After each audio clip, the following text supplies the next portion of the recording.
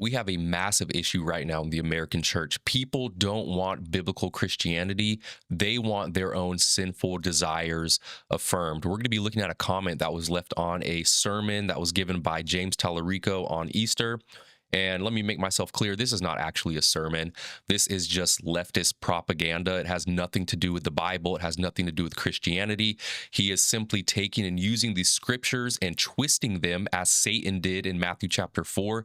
He is twisting the scriptures in order to try to achieve a certain outcome or desire that will be of gain for himself. So in this context, James Tallarico is using the Bible and Christianity in order to gain political power.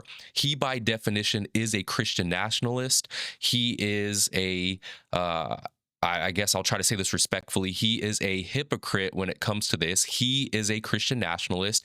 He is trying to implement and legislate law based off his own view of the Bible. And as we've discussed on this channel already, his view is severely flawed. It is wrong. It is against Orthodox Christianity. It is against historical Christianity. It is not Christian at all. But he is a Christian nationalist. But let's read this comment that was left on his Easter sermon, which has nothing to do with Easter or the resurrection, by the way. It says, "I honestly would return to church with people like him in church." That is extremely problematic. Church is not supposed to make you happy. Church is not supposed to affirm you. In fact, when we go to church, we should feel conviction about our lives. We should be striving to conform to the image of Christ. We shouldn't strive to find and seek a church and men like this who affirm our own sinful desires and wants. People who say stuff like this, they don't want to hear any doctrine. They don't want to hear any theology. They don't want to go to church for biblical reasons. They don't want to come together to fellowship. They don't want to come together to worship. They just want to come together to be affirmed. They want their beliefs affirmed. They want their desires affirmed. They want to feel like they are right. They want to feel like they are being vindicated by the preacher. For instance, in this context, James Tallarico, they want to be able to feel that whatever they think and believe already is correct, and they do not need to change at all. God is not surprised by people like this. God knew that this time was going to come.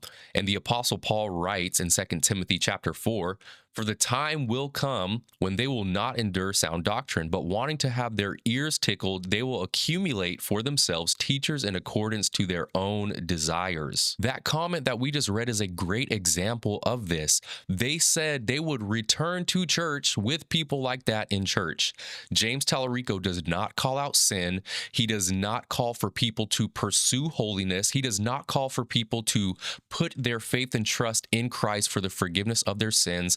All he does is propagate and put forth a progressive, unbiblical worldview, and he is now slapping the Christian label on it and calling it good, and people are falling for this. Worldly people who already have these sinful ideas about different various issues going on right now in America, different political issues, things to do with injustice, whatever.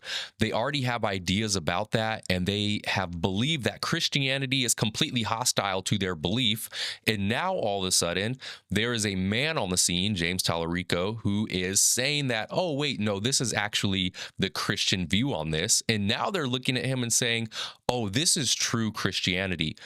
Let me just say, this is not true Christianity. James Tallarico does not represent true Christianity. True Christianity does not murder the unborn. True Christianity protects all image bearers of God. True Christianity teaches that there is male and female. There's nothing else. There's nothing in between. But people nowadays don't want to hear this. They don't want to hear sound doctrine. They don't want to hear sound teaching. They want teachers who will affirm their own desire. Just what Paul writes here in 2 Timothy. They want their ears tickled. They have itching ears. They need to be affirmed. And unfortunately, that is just the culture that we live in. But Christians need to continue to call this out because it is wrong. We need to pray for these people. We need to pray for James Tallarico. Thank you for tuning in to today's video, and we'll see you next time.